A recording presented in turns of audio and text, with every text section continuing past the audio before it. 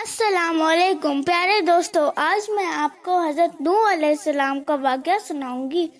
حضرت نوح علیہ السلام دنیا میں چوتھے نبی اور کفار کی طرف بھیجے جانے والے پہلے رسول ہیں۔ طوفان کے بعد چونکہ آپ سے نسل انسانی چلی، اس لیے آپ کو آدم ثانی کہا جاتا ہے۔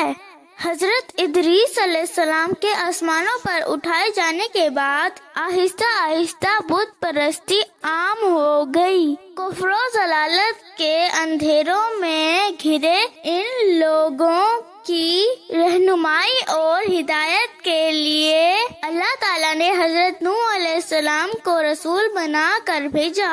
اس وقت آپ کی عمر 40 سال تھی۔ اللہ تعالیٰ نے حضرت نوح علیہ السلام کو یہ حکم دیا کہ وہ اپنے قوم کو عذاب الہی سے ڈرائیں کہ اگر وہ لوگ ایمان نہ لائے تو ان پر دنیا میں بھی خوفناک عذاب آئے گا اور آخرت میں بھی دردناک عذاب کا شکار ہوں گے۔ حضرت نوح علیہ السلام نے حکم الہی کی تعمیل میں قوم سے خطاب فرمایا، اے میری قوم، میں تمہیں اللہ تعالیٰ کے عذاب سے بہت واضح انداز میں خبردار کرنے والا ہوں اور تمہیں کہتا ہوں کہ اللہ تعالیٰ کی وحدانیت کا اقرار کرو، شرک نہ کرو اور اللہ تعالیٰ کے غضب سے بچنے کے لیے اس کی نافرمانی سے دور رہو۔ اگر تم نے میرے احکام کی تعمیل کی اور میرے لائے ہوئے دین کی تصدیق کی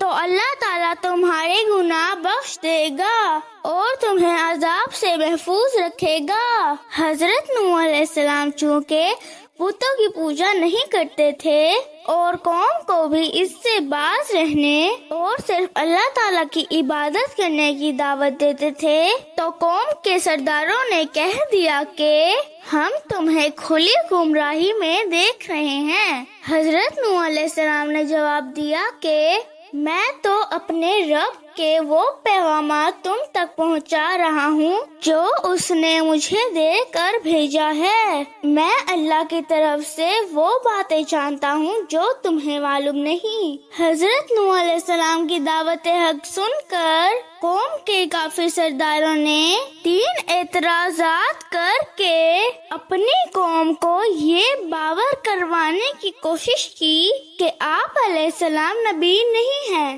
پہلا اعتراض یہ تھا کہ تم ہماری طرح بشر ہو اور تمہیں ہم پر کوئی فضیلت حاصل نہیں ہے، اس لیے ہم کیسے مان لے کہ تم نبی ہو اور تمہاری اطاعت ہم پر لازم ہے۔ دوسرا اعتراض یہ تھا کہ آپ علیہ السلام کی پیروی جن لوگوں نے کی ہے ان کی اپنی قوم میں کوئی عزت نہیں ہے۔ تیسرا اعتراض یہ تھا کہ ہمیں تمہارے اندر کوئی ایسی بات نظر نہیں آ رہی جس کی بنا پر تمہیں ہم پر برتری حاصل ہو، کیونکہ تمہارے پاس ہم سے زیادہ نہ کوئی مال ہے اور نہ کوئی ریاست، بلکہ ہم تمہیں نبوت کے دعوے میں اور تمہاری پیروی کرنے والوں کو جھوٹا خیال کرتے ہیں۔ پیارے دوستو، میں آپ کو ان اعتراضات کا جواب اور طوفان نوح کا واقعہ اگلی ویڈیو میں سناؤں گی۔ اس کے لیے ہمارا چینل لائک اور سبسکرائب کر دیں۔